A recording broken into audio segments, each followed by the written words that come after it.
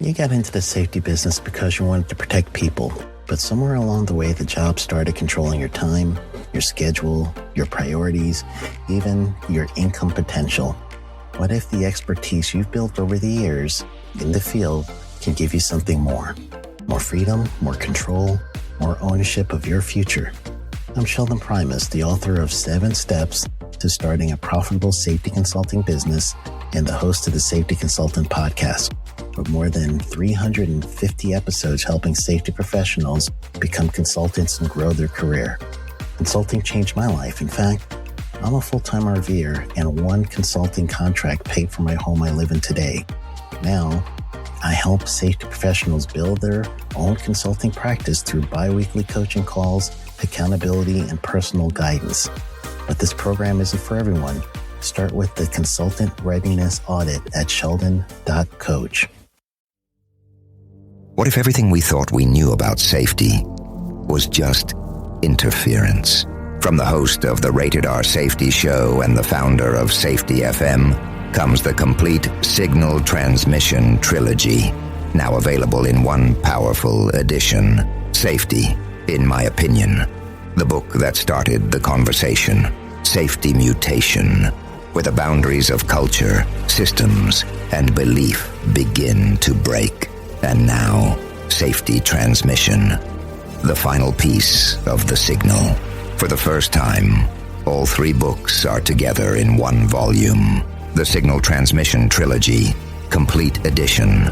This isn't just about compliance. It's about consciousness. It's about decoding the way we think, lead, and live, inside and outside the system.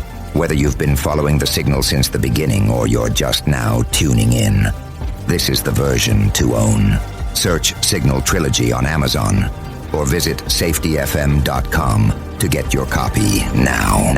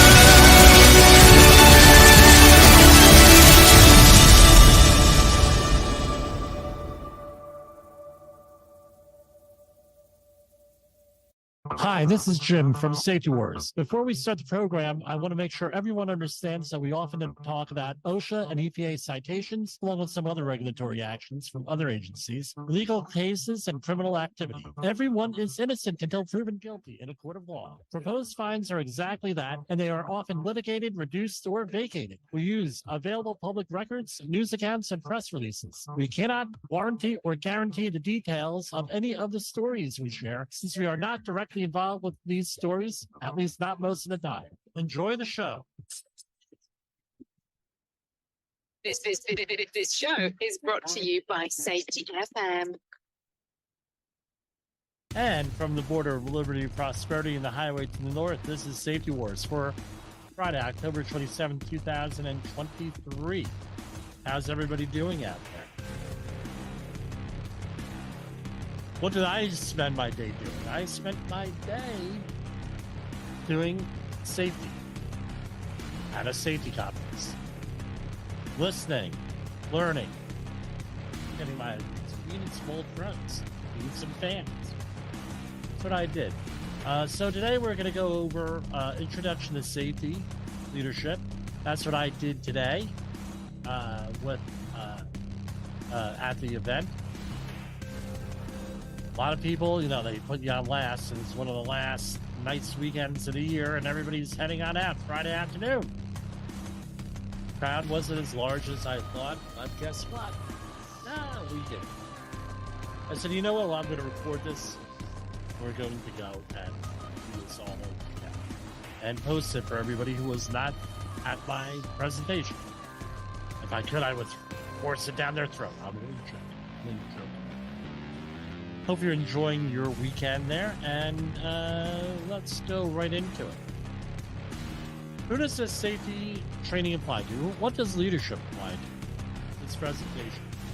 Basically, supervisors, health and safety professionals, up-and-coming professionals, and anybody else. Without leadership, it's a real bad thing if you're a safety professional, because you cannot lead people to work safe.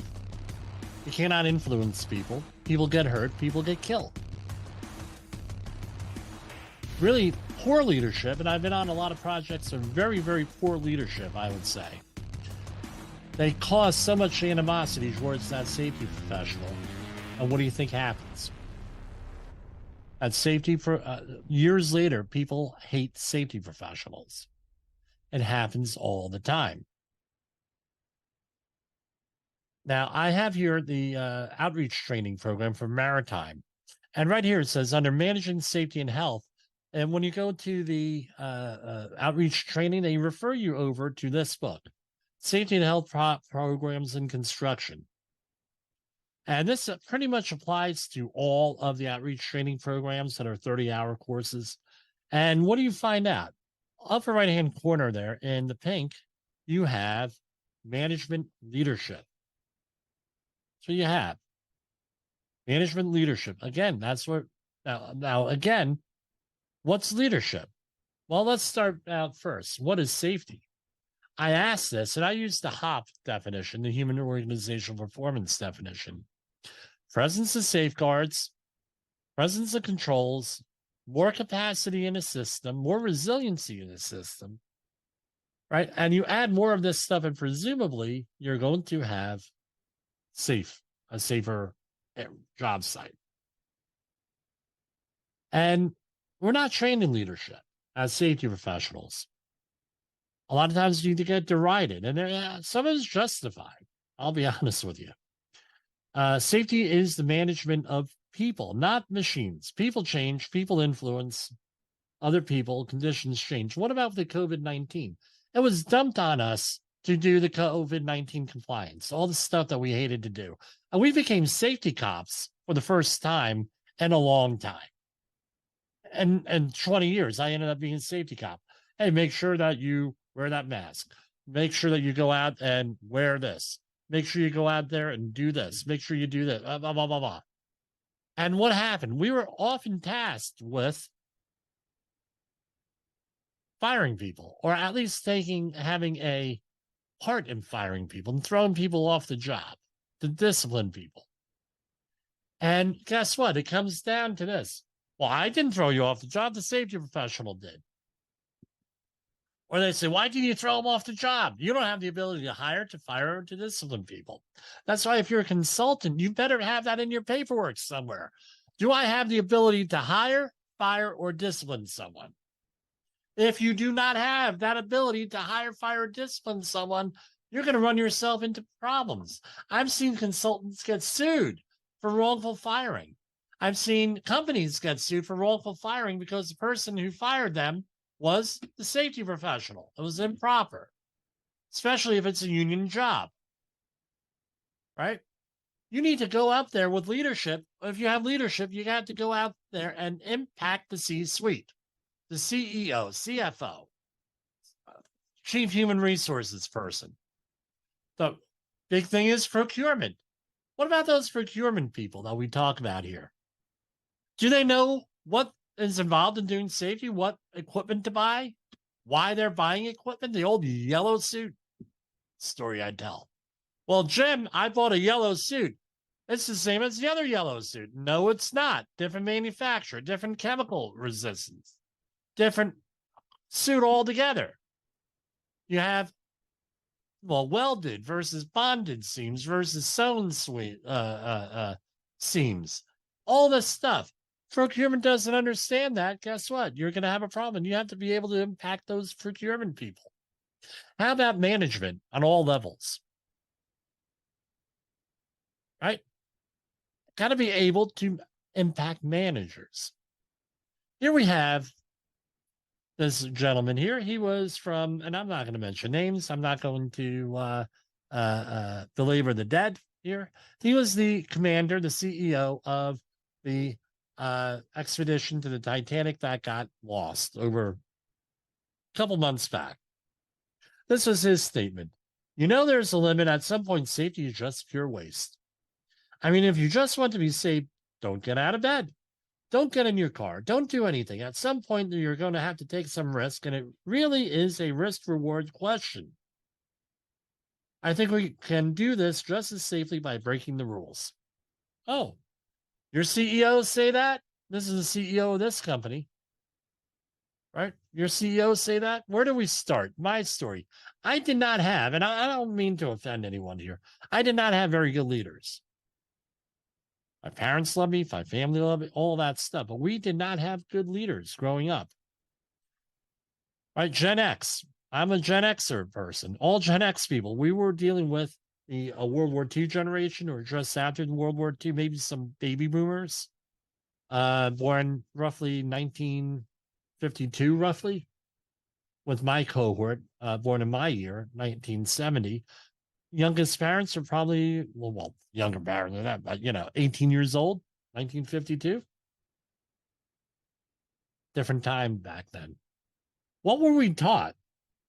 Right? We were taught, you're going to do as I tell you to, period.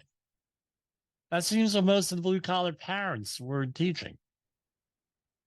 Go into high school, we still had a lot of these World War II folks that grew up during World War II. Before World War II, 1920s, 1930s, just afterwards. That was what there, and this is generational.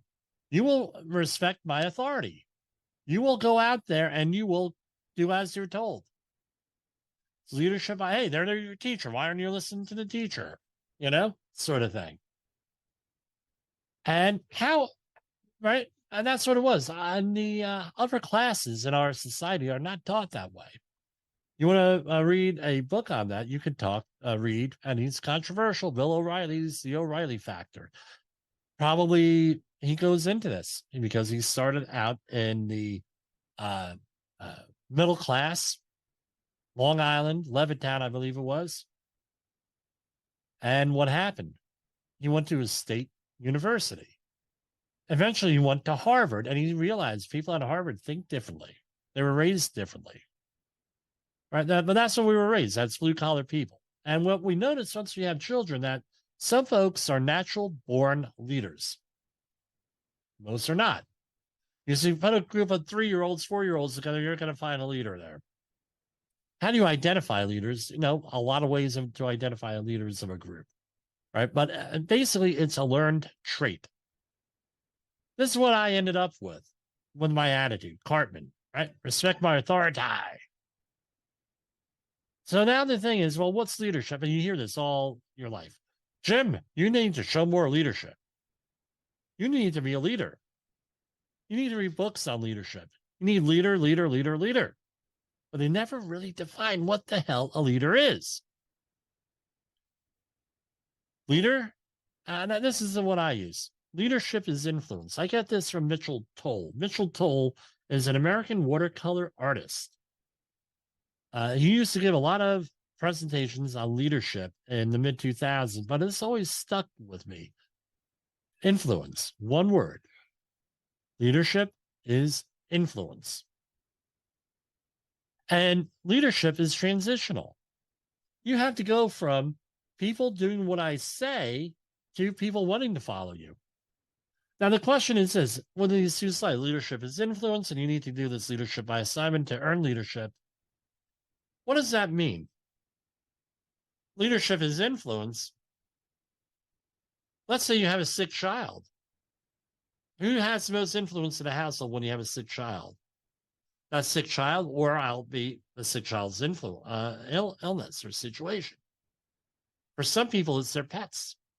Those are the ones that have the most sway. For some, all different things. People want to follow. You need to move from this. And this is what we're going to talk about here. Going from leadership by assignment into people wanting to follow you, earn leadership. This is what I found out. Leadership is not education, success, certifications, book knowledge. It's not doctors, Google, Facebook, Instagram, or anything like that. All right, and who can be a leader? The most educated, the most experienced, the one who knows English. Even though I found out today that 30% of construction workers in the United States do not speak English. How do you like that? It's a little factoid. But it can also be the least educated, the least experienced, the one who doesn't know English, the one without the car keys, right? And incentives show who the leaders are. Leaders often are the ones who manage pay, manage the schedule, manage the annual review. Who manages your annual review? The people who manage people, not the safety professional, often. People, people forget this, right? And I got this on the Safety Nights website with David Jansky, right? People say, I didn't know that I was so hated until the COVID-19 situation came about. They would go along with safety. They'll treat you amicably, they'll treat you this way, that way. But guess what? You are not the one who has the most impact on them. You're not the one who manages their pay, their schedule, their annual review. It was mind-blowing for a lot of companies to start to have the annual reviews to include safety. Still controversial. I have a client, extremely, we have to worry about safety in our annual review? Really? Aye. So those are the people who are going to influence them. And we also find out that facts don't always matter, because a lot of people have facts, and your facts could be incorrect. Having correct facts versus incorrect facts. Having opinions. Other people have other opinions. Again, facts are viewed through the lens of opinion and context and everything else. You may not have credibility. You can have all the facts in the world, all the success in the world, not have any credibility with that person. So guess what? That's going to impede your leadership. This is what I use is the Army Leadership Guide. This is the current one. I use the older one from 1948, 47 to build what I do, right? And what's leadership? Leadership is like safety. Safety is the presence of controls, not the absence of accidents, illnesses, and incidents, right? That's that zero accident sign. That's not what safety. And I asked the crowd today, I said, look, because you had an accident, does that automatically make your company a dangerous company? That's how it's being managed. That's how it's being viewed by a lot of managers. And I mean managers, not at your little tiny firms. We're talking multi-billion-dollar firms. You had an accident, therefore you're an unsafe company and you're an evil person. Getting back to what we're going to talk about in a minute. A leader may have a whole bunch of attributes, but you don't need to have all of them to be a leader. Presence of more of them, and we're going to talk about them, are going to translate into better leadership no matter what. And that's the leadership pyramid that we have. By the way, this is copywriting. Now, leadership pyramid that I developed here, and this was based on the Army stuff. I was not in the military. This is what we're looking to build. You don't need all these bricks to have leadership. This is what you have. So optimism. It's probably the most important asset in leadership is optimism. And we're going to say this. What do you view your employees as? Very controversial. Yeah, optimism, focused on solutions, not afraid of failure. Communicators, future-oriented, success mindset. They use the language motivation, right? Behaviors are infectious. Optimism is infectious. I've read that cynicism and pessimism spread a lot quicker than optimism. You got to work to be an optimist. Don't have to work to be a pessimist. Optimists value collaboration. So here's a question for you. What do you think of your employees? Are your employees part of the problem or part of the solution? Are they all bad apples? Are they incompetent? Are they to blame for all safety issues? What about management with their incentive program?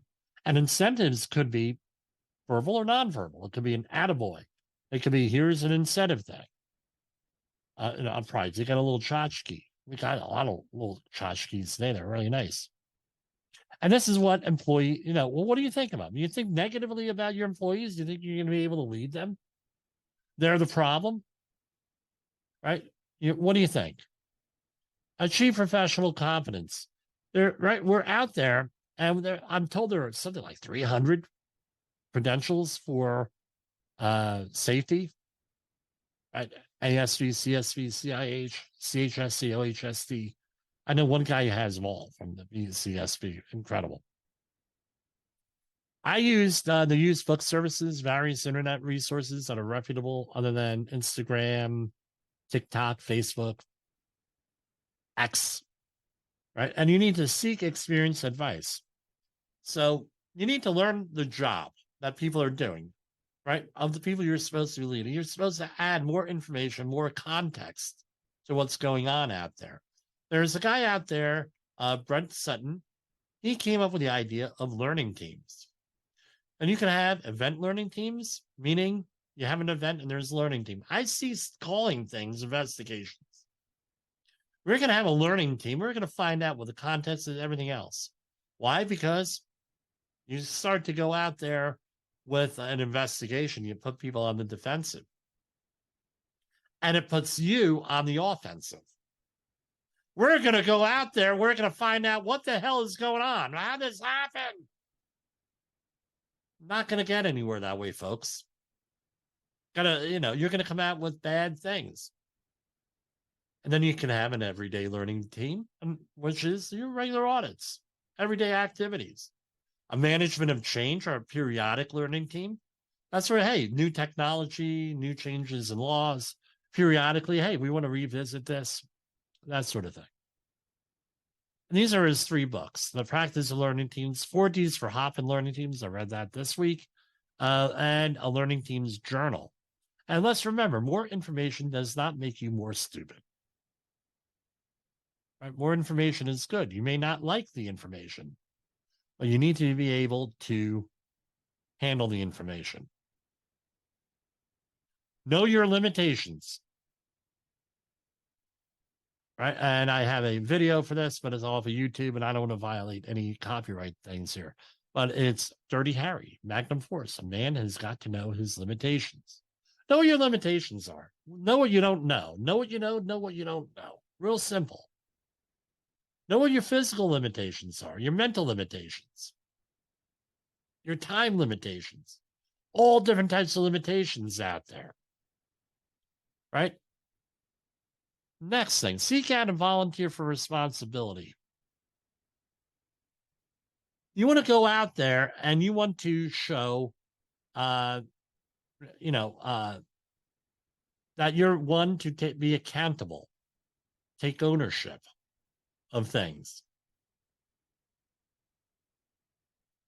Because if you seek out responsibility, you accomplish things, that adds to your success. And now you have to market that success into a good safety program, into your leadership program. I'm a leader because I got this stuff done. I'm successful. Very good sell for a C-suite. Maybe a harder sell to the workforce. Right? That's what you want to do. Accountability. Don't take the blame. And let's say that. I'm not talking about taking the blame. Not your, right? You have incentives. Very rarely is the worker to blame for things. Now, you may have heard in the behavior-based safety world that 80% of accidents are from unsafe acts, and we're 90% of that. And then all of a sudden you're blaming the employer. The employee. Versus, what was the incentive that person had to do what he or she did. And that usually comes from management. Look to improve. Always look to improve yourself. The next one, lead by example. This is a common meme here, right? You want to be the boss or you want to be the leader? The boss sits back and lets everybody else do the work. The leader goes out there and does things. What's the example? Leading through example. PPE. Do you wear it when you're supposed to? I know of a company that lost a major contract because none of the management will wear PPE. None of the management would obey exclusion zones on a hazmat job. You see the guys out there working, doing their thing, and they're out there with in sneakers. Attend meetings. Right? Hey, you need to go for that safety training over there. Well, you're the leader. Did you go out there and do that safety training? Oh. Right? How about going and attending the job hazard analysis meeting in the morning? Did you ever do that? Probably an important thing. Help with the work. Help. Don't do the work. Help with the work. Work with people. Shared sweat.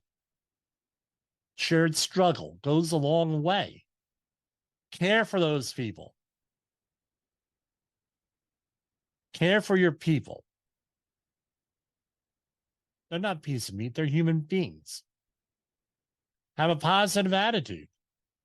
How's anybody else going to have a positive attitude if you don't have a positive attitude? Let me ask you that much. Don't be afraid to get your hands dirty. Communication is the key. A lot of things out there. We can help you out there on Safety Wars. Newsletters, internal podcasts, weekly meetings, online platforms. Let them know what safety is doing. It creates value in everything that you're doing. Understand and take care of your team. Richard Branson, take care of your employees, they'll take care of your business. Simple as that. There was a recent interview I heard on Coast to Coast AM of somebody who was into disaster preparation, worked at a very high level of disaster preparation. He was hired by billionaires to help them prepare for disasters. And he told them, they said, well, we have this out there, these underground bunkers, and we're going to have people there. What do you say? Well, who's your security people? Well, are you afraid of them taking over your bunker? Yeah, I never thought of it. Well, how do we stop that? They said, well, you're a billionaire, right? Yeah. Well, why don't you pay for your security professional's his kid's bar mitzvah? Confirmation. Why don't you pay for him and his family to go on a nice vacation for 2 weeks? Why don't you take an interest in them? Be their leader. In other words, being their leader. They'll take care of you. Some food for thought there. Remind your people where they fit in and how important their contributions are. Make them feel good. Find a balance, though. You can't get too personal. And measure what matters. Got to measure what matters, guys. In the safety industry, and I watched a presentation this morning. Oh, we're going to collect data. This is how we collect data. Here's our software and everything. Okay, all well and good.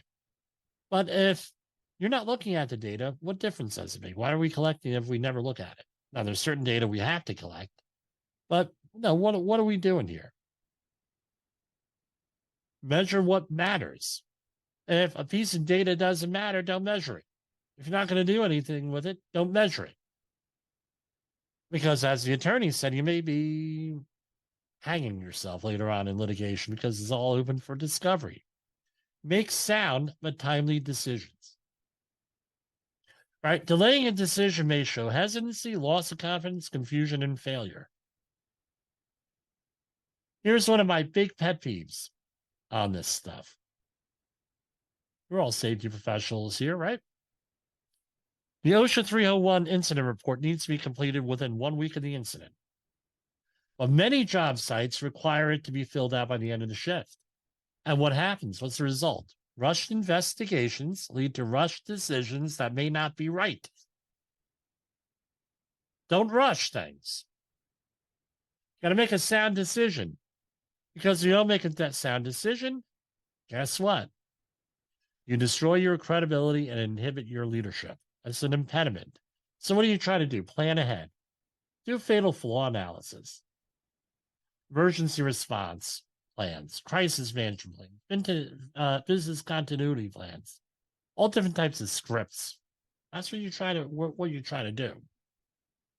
Train as a team.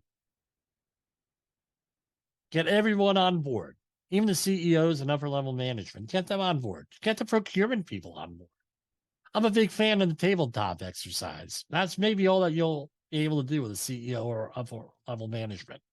But everyone's got to know what's going on, information. And more information makes you smarter, not dumber. Remember that. Change. Good change and bad change. What do? You have to have continuous improvement. That's change. New technologies. That's change. New ideas. Asking for ideas. Accept the reporting. Get information. Accept people are going to report things to you, good and bad. May not like it, but at least you know what the organization is doing that you're managing. Accept bad news. How do you accept bad news? Because it matters. How do you accept bad news?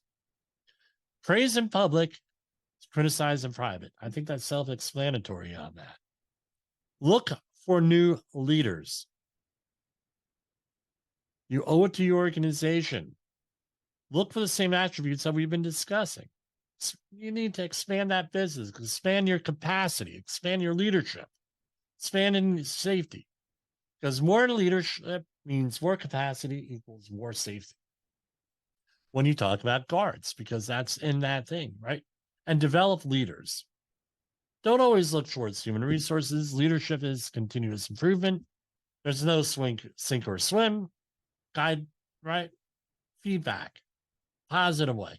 Be reasonable in your expectations and look for talent in unusual places. That's the pyramid there. Leadership pyramid. What's my conclusion? And again, let me say this. Let me go back a second with this leadership pyramid. You don't need all these things. If you're missing one, that's fine. Missing a couple, that's fine. But the idea is that you're able to build this. And the top achievers out there have all this stuff going for them and more. Conclusion. You may not be able to influence everyone. Some people are not going to accept your leadership. And you know what you do? That's okay. Accept it. Maybe what you need to do is find out who's their leader and influence that person. So you have a company with 100 people. Not everyone's going to be a leader. Maybe 7 or 8 people are going to be leaders. Can you now?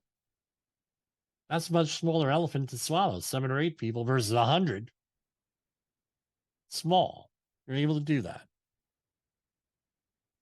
Concentrate on those people, influencing them. Leadership is learned, and most people must learn it. Right? Don't take things personally. Don't do it personally. Right? My hope, the presentation that we had in this discussion will spill over into your personal life because we need leaders now. Providing leadership saves lives. Right? That's why we're safety professionals. Save lives, save injury, right? Prevent injuries. And one person cannot change the world, but one person can communicate the message that can change the world. You can't change the world? That's fine. I think I can. That's me. I'm a, messianic complex there. But one person, you could communicate that message, whatever that is. And that's us. We're Safety Wars, owned by JCB Technical Services. We offer training classes. We have on-site support and everything else in the safety field, litigation support. That's our contact information, jim@safetywars.com. Give us a call at 845-269-5772 or www.safetywars.com. And thank you for watching and listening. And we will go and stop the recording right now. And good night, everybody. The views and opinions expressed on this podcast are those of the host and its guest and do not necessarily reflect the official policy or position of the company. Examples of analysis discussed within this podcast are only examples. They should not be utilized in the real world as the only solution available, as they are based only on very limited and dated open source information. Assumptions made within this analysis are not reflective of the position of the company. No part of this podcast may be reproduced, stored in a retrieval system, or transmitted in any form or by any means, mechanical, electronic, recording, or otherwise, without prior written permission of the creator of the podcast, Jay Allen.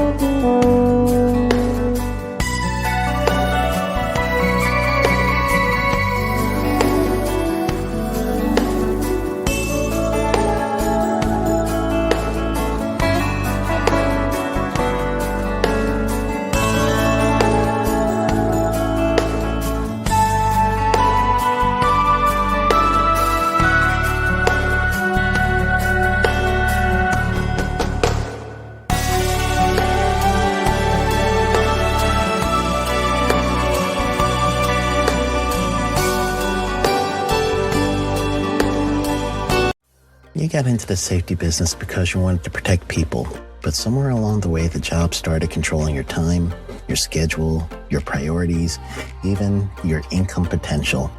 What if the expertise you've built over the years in the field can give you something more? More freedom, more control, more ownership of your future. I'm Sheldon Primus, the author of 7 Steps to Starting a Profitable Safety Consulting Business and the host of the Safety Consultant Podcast, with more than 350 episodes helping safety professionals become consultants and grow their career. Consulting changed my life. In fact, I'm a full-time RVer, and one consulting contract paid for my home I live in today.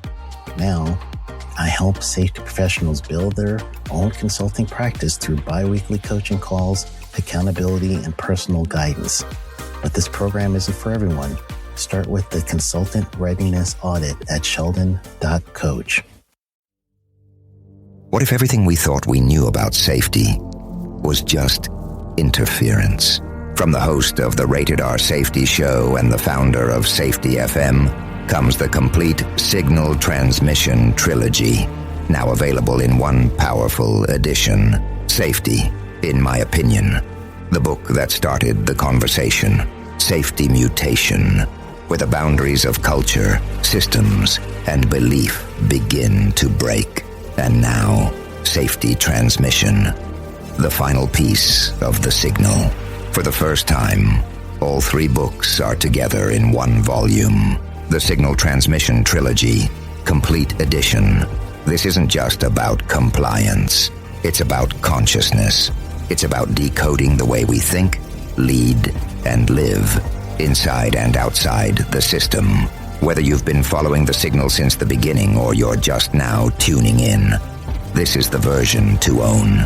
Search Signal Trilogy on Amazon or visit safetyfm.com to get your copy now.